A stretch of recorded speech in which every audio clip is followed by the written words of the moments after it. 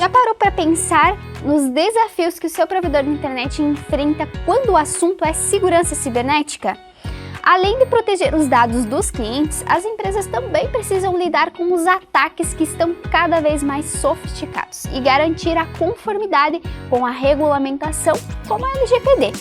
E tudo isso em um cenário de ameaças em constante evolução. A segurança cibernética não é só uma obrigação técnica, é um fator essencial para a conformidade e segurança dos clientes. Se você ainda não está atento às medidas que pode implementar para proteger a sua operação, esse episódio de hoje vai te mostrar como prevenir ataques, minimizar riscos e fortalecer a sua infraestrutura. Olá, seja bem-vindo, eu me chamo Jéssica e esse é o Café e Gestão. E hoje nós vamos mergulhar no tema de segurança cibernética para provedores de internet. Entender os principais desafios enfrentados, os tipos mais comuns de ataques e as melhores práticas para proteger a sua empresa e os dados dos seus clientes, garantindo assim um crescimento sustentável e seguro no mercado de telecomunicações. Por isso, o nosso convidado de hoje é muito especial. Nós estamos aqui com o João Cassol, que é da nossa equipe de segurança da informação da XCsoft. Seja muito bem-vindo, João. Olá, Jéssica. Muito obrigado pelo convite, de estar participando desse Café Gestão, para estar falando de um assunto super importante, que é a segurança da informação. Muito importante mesmo. Conta para nós, João, no que você é formado, qual a experiência que você tem na área? Eu sou formado então em redes de computadores, com nível superior, atuante na área também aqui na XC. Tenho pelo menos uns 20 anos de experiência trabalhando com tecnologia da informação, e pelo menos uns 5 anos então focando na segurança da informação. Muita bagagem para falar com nós hoje sobre como se proteger e proteger nossas empresas. E a primeira pergunta que eu quero fazer para você é quais são os maiores desafios que hoje os provedores de internet enfrentam em cibersegurança? Bom, Jéssica, os provedores de internet eles têm um grande desafio, por lidar com uma grande quantidade de dados de clientes, usuários, seja tráfego da internet, dados pessoais, dados confidenciais até mesmo. E é um grande desafio, então, para os provedores conseguir proteger, fazer essa barreira contra violações, nesse mar de dados, que acontece ali na infraestrutura dos provedores. É um volume muito grande de informações todos os dias e isso gera vamos dizer assim, atrai? Sem dúvidas. Esse é um grande motivador, então, para os cybercriminosos, porque devido é muito valioso, esses dados, então os provedores acabam sendo um alvo diário, de grupos cybercriminosos. Muito visado. É muito visado. E constantemente são feitas novas técnicas de invasão, então por isso que é um grande desafio para os provedores, eles precisam estar sempre se atualizando com novas técnicas de defesa para estar evitando então esse vazamento de dados do provedor. Esses ataques. E aí fala para nós, quais são os mais comuns, quais os ataques mais comuns no meio do provedor? Hoje em dia, um dos ataques mais comuns e acessíveis para os cybercriminosos é o ataque de negação de serviço distribuído. Esse ataque ele vai visar então paralisar a infraestrutura do provedor. Muitos dos casos vai causar ali lentidão para os clientes finais, não vão conseguir às vezes nem carregar uma página, realizar ali streaming, ou trabalho remoto, enfim, isso acaba prejudicando e causando ali um prejuízo para o provedor. Por quê? Esse cliente final vai estar insatisfeito com o serviço, que está ali, vamos dizer assim, lento, e muitas das vezes vai procurar um outro provedor de serviço. Então vai ter sim um prejuízo financeiro, né, para esse provedor que está sendo atacado. Então esse é o maior, vamos dizer assim, o maior prejuízo que o provedor vai ter. O cliente final vai sentir os impactos que esses ataques eles causam. E como se proteger desses ataques? Como o provedor pode construir uma barreira para que isso não aconteça? Bom, depende assim muito de qual é o ataque, né, que está sendo realizado nesse provedor. Por exemplo, nesse ataque de DDoS, né, existem múltiplas soluções, né, que podem ser implementadas, porém é necessário ali, em primeiro lugar, identificar qual técnica, né, que os hackers, né, ou cybercriminosos estão utilizando. Por exemplo, um grupo mais experiente vai utilizar mais que uma técnica, né? Então é imprescindível ali que o provedor primeiramente identifique qual tipo do ataque que está sendo realizado, né? Para então implementar a melhor defesa, né, na infraestrutura. E falando especificamente dos ataques de DDoS, como que eles afetam a rede e como que o provedor pode, vamos dizer assim, se proteger dessa ameaça em específico? Então, uma das formas ali que o provedor, né, pode estar se protegendo uma é fazendo a contratação de serviços especializados, né, que hoje em dia assim, existem inúmeras opções, né, de serviços externos, né, que pode ali estar protegendo o provedor, porém, muitas das vezes também não é uma opção devido ao orçamento, né, mas o que o provedor pode fazer também, né, Jéssica, é capacitar a equipe interna, né, e fazer com que a própria equipe, né, desenvolva essas soluções, né, de forma mais barata, vamos dizer assim, para o provedor que é pequeno, né, não tem as condições de estar contratando uma empresa mais robusta, né? Mais exatamente. E eu ia te pedir justamente sobre essa questão da equipe, porque nós sabemos que, olhando para o cenário atual, né, muitas empresas estão investindo numa estrutura interna. O que precisa, qual o caminho, como montar uma equipe de segurança internamente. Você falou em preparar, treinar as pessoas dentro da empresa, a própria equipe. Quais cursos você indica? Por onde começar? Para que quem está nos assistindo possa também, após esse vídeo, buscar construir uma equipe de segurança internamente.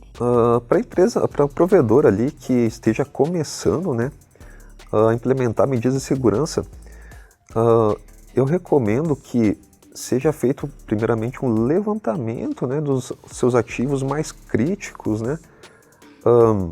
Hoje em dia também, o que os criminosos mais fazem assim para explorar os provedores ali, os equipamentos no caso? Se o provedor estiver utilizando equipamentos desatualizados, né, então é super recomendável ali que tenha sempre os últimos patches de segurança, né, para que são corrigidas as vulnerabilidades nesses equipamentos, né. Outro fator que ajuda também é o provedor usar de sistemas, de ferramentas automatizadas, né, que hoje em dia existem inúmeras ferramentas gratuitas, né, não precisa pagar, não precisa gastar então orçamento ali. Não é um investimento alto. Não é um investimento alto, é apenas ali então o custo do treinamento da própria equipe, né, a utilizar essas ferramentas. E essas ferramentas então vão ajudar a identificar, né, esses ataques e muitas das vezes até mitigar, né, com um custo bem baixo, né. Você pode citar algumas? Sim, uma das ferramentas assim de monitoramento assim que é muito utilizado se chama SIEM, né, SIEM, né. Essa ferramenta é um sistema de monitoramento que vai estar alertando, né, ataques. E também tem como até prevenir, né? Um deles é o ASO, que é muito conhecido hoje em dia e muito utilizado.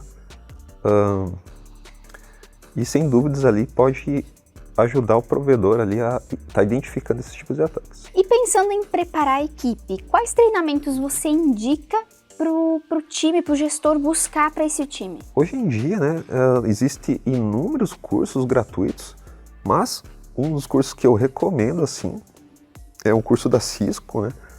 Eles têm uma plataforma chamada Skill for All, que é uma plataforma gratuita e tem inúmeros cursos ali que vão ajudar o técnico de redes, né, o técnico do provedor a se capacitar, né, e de possuir uma ótima qualidade, né. Não só isso, mas hoje em dia sim, tem inúmeros cursos gratuitos no próprio YouTube, né. É só uma questão mesmo da pessoa correr atrás, né, da informação. Não precisa gastar em cursos nem nada, né? Hoje em dia é praticamente tudo gratuito mesmo. Você pode começar a fazer e ir investindo nesses gratuitos, no tempo da equipe, preparando a equipe, e aí conforme o provedor vai crescendo, também vai aumentando o investimento acerca de segurança. Exatamente. O que acontece muito é que conforme o provedor vai crescendo, vai adquirindo novos equipamentos e, claro, né, esses equipamentos precisam, né, de capacitação. Aí sim vai entrar então os cursos mais avançados que são pagos, né? Mas daí então o provedor com certeza já vai estar mais bem estruturado, né, para estar treinando. Com mais recursos para treinar. E aí, como fazer a implementação de uma política de privacidade e segurança de dados do usuário? Bom, a política de privacidade, Jéssica, o que ela é, né? Ela vai ali indicar, né, condensar ali nessa política quais são os dados processados, coletados e usados pelo provedor, né? Então lá em 2020, quando que a LGPD foi implementada, né, ela obriga a qualquer organização que colete esses dados, né, usem, processam, né, a mostrar, né, para o usuário final ali como que está sendo processado então os seus dados, né? Então ele vai servir também como uma base legal para o provedor, né, em questões jurídicas, né, até para se proteger, protege ambos os lados, na verdade, né? Construir essa política de privacidade, ela exige ali que você tenha já um conhecimento, uma bagagem já de LGPD, né? Então, se o provedor ele tem essa dificuldade inicial, é super recomendável que ele consulte a sua equipe jurídica, né, para estar auxiliando, né, na criação dessa política de privacidade. Porque a política em si ela vai proteger os dados do consumidor, né, do cliente, do usuário que está contratando a internet. É isso exatamente, né? Isso, basicamente é você ser transparente, né, para o usuário final ali. Quais são os dados que você está coletando nele, do usuário final, né? Como que o provedor utiliza esses dados? Então é uma questão assim mais de transparência, né? Até quando que o usuário final, ele querer, por exemplo, assim, apagar seus dados armazenados em um serviço. Muito bem. E o provedor pode, então, buscar a ajuda do jurídico para construir essa política e ter essas informações. Tem alguma dica, algo básico que ele pode implementar? É imprescindível, assim, Jéssica, que o provedor ele faça um levantamento desses dados que são coletados, né? Então, é o primeiro passo, fazer o levantamento de tudo que ele coleta, armazena e processa, né, dos dados dos usuários. Esse é o primeiro passo. Uhum. Hoje a gente tem no cenário de provedor uma situação que é bem comum, que é o uso em telas na central do assinante, senhas ou CPFs muito fracos. Isso já é uma forma de deixar mais seguro? O que você nos diz a respeito desse cenário onde os provedores não colocam talvez uma senha, não colocam um e-mail válido, apenas o CPF. Não é uma boa prática de segurança, né? Porque hoje em dia, Jéssica, com inúmeros vazamentos, né, de banco de dados, é super fácil, né, um criminoso conseguir o CPF de uma pessoa, né? E a primeira coisa que esse criminoso vai fazer é tentar fazer o login, né, na página do assinante ali utilizando o CPF, né? Então, muitas das vezes ele até sabe quais são os assinantes, já conseguiu até a base de assinantes, né, de alguma forma, e vai ali, então, logar nessa base de clientes, ou talvez utilizar esses dados até para fazer golpe de Pix, golpe de boleto, né? Isso falando nem do sistema, né, quando você acessa o teu sistema, e nem da central do assinante do cliente, né? Ele pode ser uma porta de entrada para... Sem dúvidas. Hoje o que mais existe, né, Jéssica, é banco de dados vazados, e muitas das vezes existe até a senha dos próprios usuários, né? Esse tipo de crime ele é muito utilizado, ele se chama preenchimento de credenciais, e os provedores vêm tendo uma grande dificuldade de mitigar esse ataque, porque são utilizados senhas já super antigas, comuns, fracas. Senhas fracas, senhas desatualizadas, né? E aí os criminosos em posse, né, desse banco de senhas, ele vai tentar utilizar esse login no sistema do cliente, em equipamentos, né? Então, basicamente é assim como os criminosos conseguem ter acesso, né, aos sistemas, usando o banco de dados e senhas vazadas, né? E aí um outro ponto que eu quero entrar, vou fazer várias perguntas aqui que eu vou lembrando no decorrer dos cenários que a gente vê normalmente no provedor. Algo que a gente sempre frisa muito para o nosso cliente é fazer as redes permitidas. Sim. Explica para nós qual a importância disso. Bom, as redes permitidas é um recurso extremamente importante, né, para o provedor. Por quê? Ele vai evitar com que um atacante, né, mesmo em posse então dessas senhas vazadas, ele não vai conseguir fazer o login, né, no sistema do cliente, no IC provedor ali, por exemplo, né?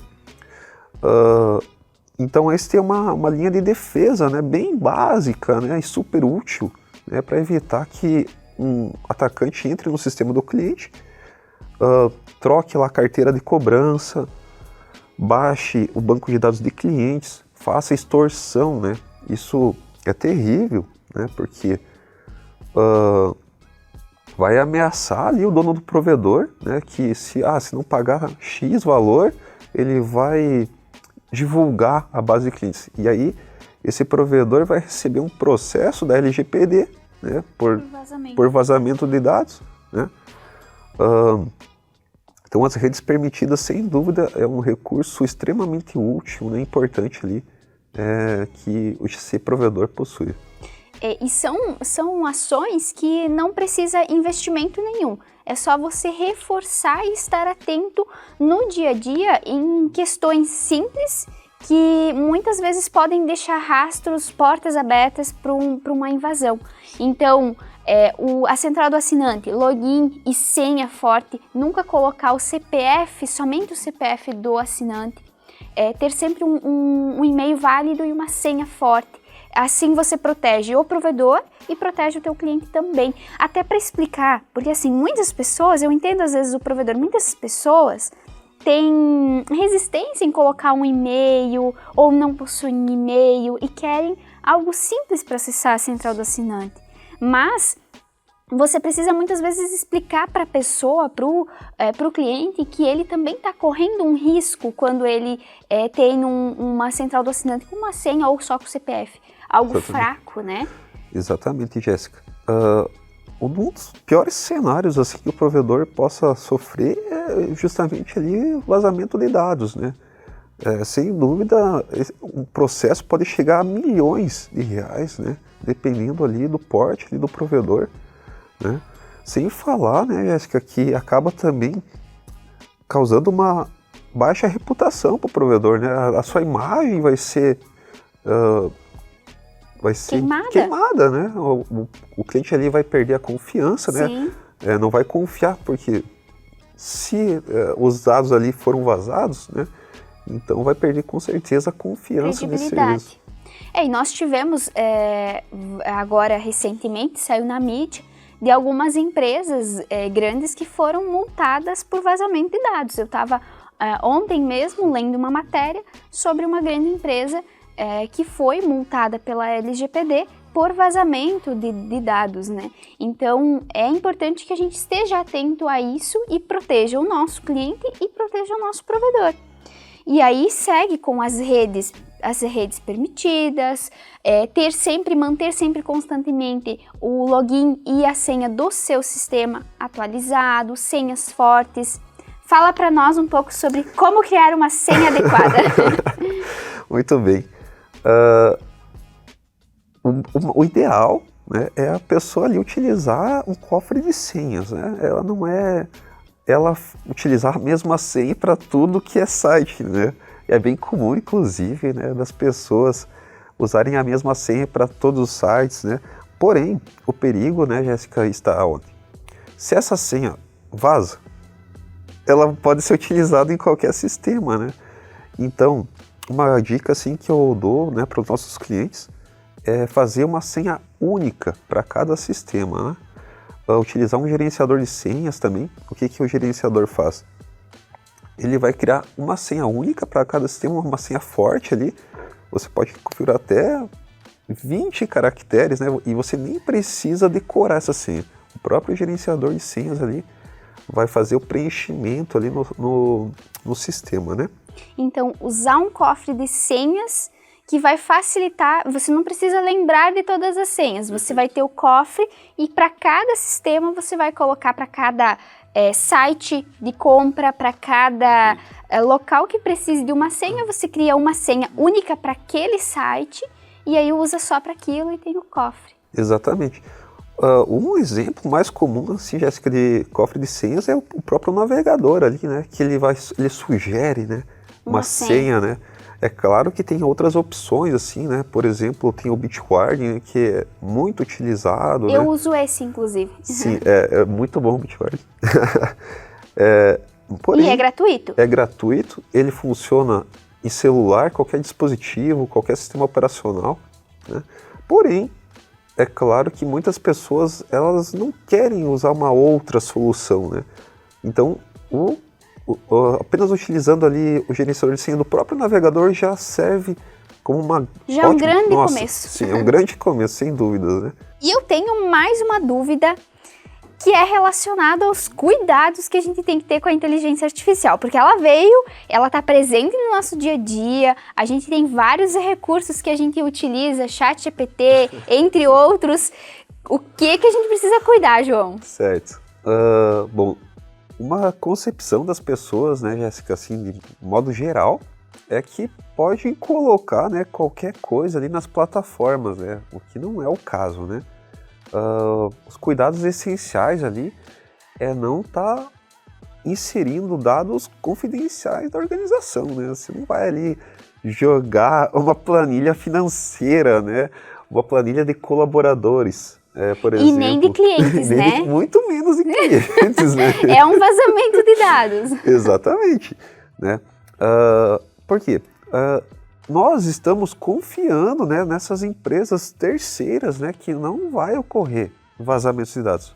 Porém, isso já aconteceu antes, né? É possível, tem atacantes ali que conseguiram extrair informações de outras pessoas, né, que essas plataformas de inteligência artificial, elas são retroalimentadas constantemente e é utilizado, todos os dados que as pessoas colocam ali é utilizado, né? Então, existem ataques ali que é possível resgatar, sem dúvidas, né, essas planilhas, essas informações né? Que a gente coloca diariamente aí no ChatGPT. Então, mais um cuidado aí, né? Cuidar do que você insere. Eu acho que a tecnologia ela vem para que a gente utilize e dá para fazer um bom proveito, por exemplo, da inteligência artificial, mas com um cuidado para que você não entregue informações ou faça um vazamento de dados de forma acidental. E isso é um cuidado que a gente tem que ter até com o colaborador, porque nós às vezes sabemos disso, para nós isso é claro de que não pode, mas e o nosso colaborador? Ele sabe? E aí que entram as políticas, os manuais internos de segurança da informação, que vão prever esse tipo de acidentes que podem vir a ocorrer e orientar os colaboradores. Ó, isso você não pode fazer, isso aqui não é permitido, vai gerar um problema. Porque muitas vezes as pessoas fazem na inocência, sem saber que aquilo é um problema, vai gerar um problema. A maioria, as questões de senha, de cofre de senha, de uso de senhas da mesma senha, ou a própria inteligência artificial que você pergunta e passa para ela, são exemplos claros de que as pessoas às vezes não têm a ciência, a noção do que estão fazendo, né? Perfeitamente, Jéssica. É super recomendável, né, que então os provedores de internet eles construam, né, as suas políticas de segurança interna, treinem os seus próprios colaboradores, né? Por quê? É essencial que o colaborador saiba do porquê que aquilo é errado, né? Ele precisa entender o motivo, né? Então, esse treinamento assim, dos colaboradores é essencial para que todos estejam alinhados, né, na cultura interna da organização, né? E que estejam cientes do que tem risco e o que não tem. Isso mesmo. A informação, ela é valiosa, porque muitas vezes é isso que vai fazer você ter mais segurança. E aí eu gostaria de perguntar para você que é da área, o que você espera, imagina da cibersegurança para o futuro? É indiscutível, né, Jéssica, que os ataques tendem a aumentar apenas, né? Isso é uma estatística de diversos relatórios, né, de empresas especializadas em cibersegurança. A tendência é só aumentar os ataques, né, porque essas ferramentas elas vão cada vez sendo facilitadas até mesmo para quem não tem conhecimento, né? Então uma pessoa ali leiga vai conseguir utilizar uma ferramenta que causa prejuízo, né, para organizações. Então é imprescindível que os provedores eles já comecem a adotar, né, desenvolver políticas de segurança, contratar analistas de segurança da informação, construir uma equipe, né, consultoria.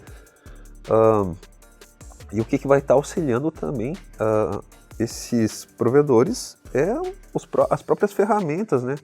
Que é uma tendência também das próprias ferramentas já terem inteligência artificial, né?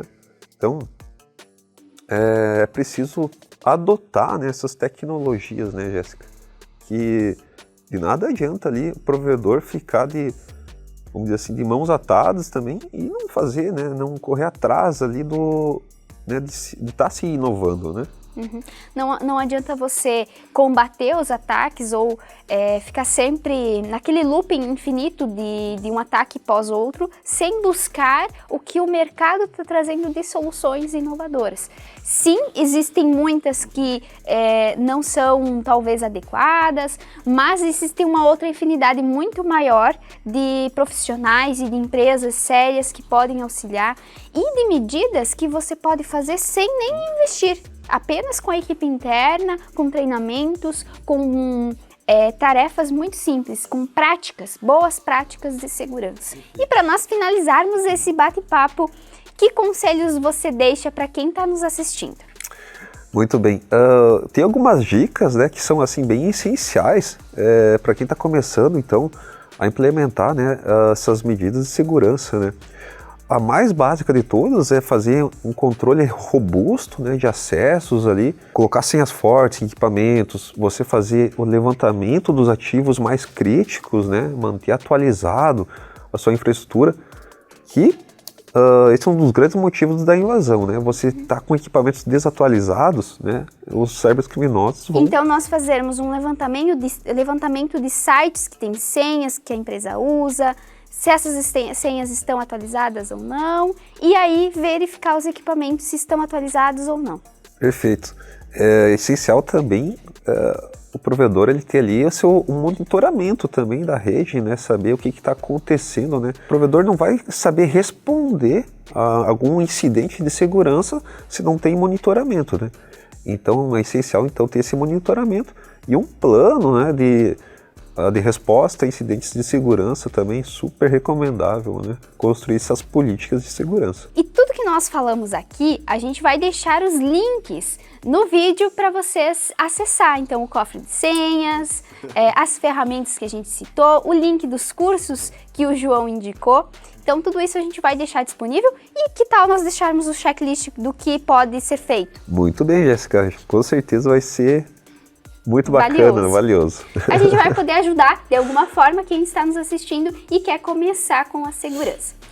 E se você tem mais alguma dúvida, você pode deixar nos comentários que o João vai nos ajudar a responder ou também entrar em contato conosco. Vamos deixar um canal aberto para que vocês possam tirar dúvidas de segurança e aí também a gente ajudar e estreitar esse relacionamento. Muito bem, encerramos aqui. Muito obrigado, João. Foi um prazer receber e acredito que esse nosso bate-papo vai ajudar muito o pessoal que está assistindo. Obrigado, Jéssica, pelo convite também de participar. Gostei muito, né, de estar falando sobre um assunto que eu gosto muito, né, que é a área de segurança, né. Tenho certeza que essas dicas ali vão estar agregando, né, para os nossos clientes. E em um segundo momento podemos expandir essa conversa e ir muito mais além. E aí, gostou do conteúdo de hoje? A segurança cibernética é um tema que exige atenção constante de todos nós. E agora você já sabe como proteger melhor o seu provedor de internet e os dados dos seus clientes. E se você achou essas informações úteis, aproveite para curtir, comentar e compartilhar esse episódio com os outros profissionais do mercado de telecom, que possam se beneficiar com essas dicas. A sua interação nos ajuda a trazer mais conteúdos relevantes e a criar uma comunidade cada vez mais preparada para os desafios do futuro. Obrigado pela sua companhia e até o próximo Café e Gestão.